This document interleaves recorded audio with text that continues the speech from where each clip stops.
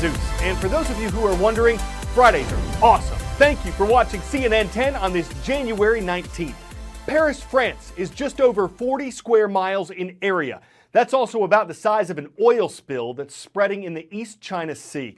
It started when an Iranian oil tanker collided with a freighter from Hong Kong. That happened on January 7th.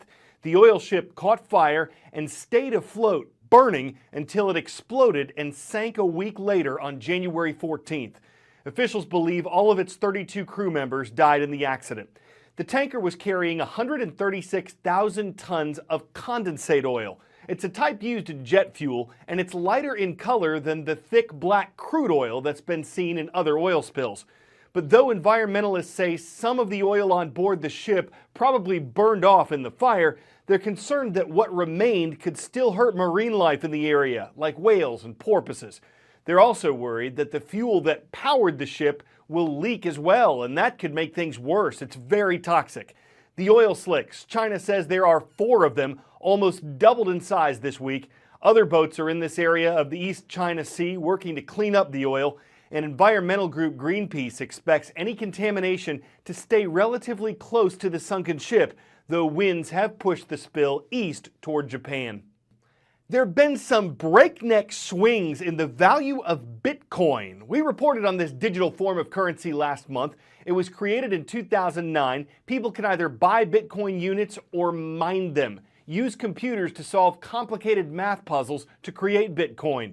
And huge amounts of computer energy are being used to do that.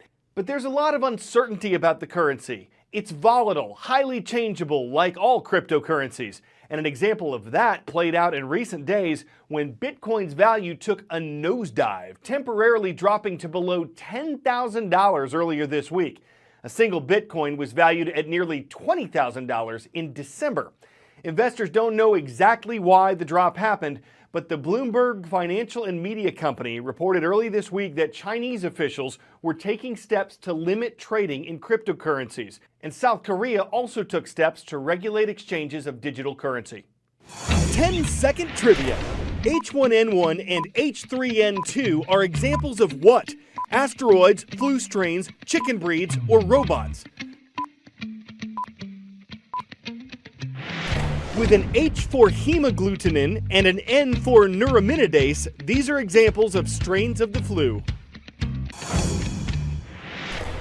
And a flu strain circulating in the U.S. this year, like the one that hit Australia last year, is a nasty one. Widespread flu activity is being reported in every part of the continental U.S. at the same time. This is the first year that's happened in the 13 years that the Centers for Disease Control has been monitoring the flu.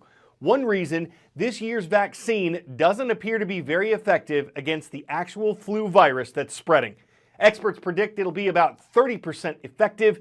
In recent years, the vaccine's been between 40 and 50% effective, though there was an exception in the 2014 to 2015 season when the vaccine was only 19% effective, according to the CDC. And the New York Times reports that this season is looking a lot like that one. The hopeful news is that experts think the flu season may be hitting its worst point now, and that it's starting to level off. But it takes weeks for flu activity to actually slow down. Let me try and settle this flu shot thing, although I'm sure it's going to keep coming up again and again.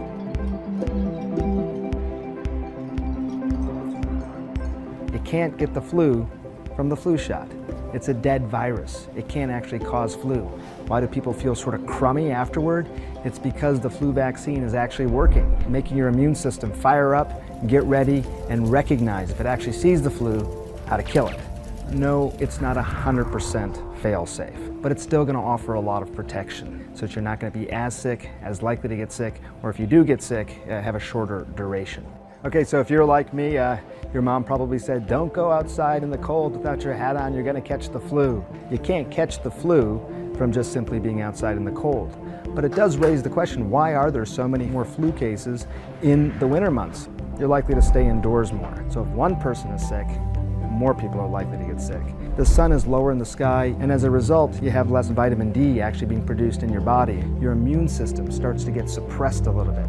you're more likely to get sick with the flu.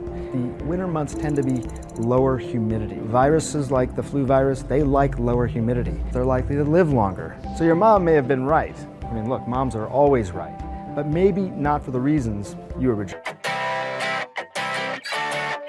If you're aquaphobic, bathophobic, or claustrophobic, turn away, because we're diving deep into what experts believe is the world's biggest underwater cave. It was identified when divers recently found out that 2 flooded caverns in Mexico were actually connected. The cave is 216 miles long, and scientists hope it'll help them learn more about the ancient Mayan civilization, because their settlements apparently ran along this cave system. Of course, if you're more of a Copernicus than a Cavernicus, if you'd rather be starry-eyed than watery-eyed, you'd rather aim high than dive deep, and you tend to cave under water pressure, you might want to drift elsewhere for vacation. This kind of dive is for those who tank their spelunky stars when something leaves them breathless. Have a great weekend.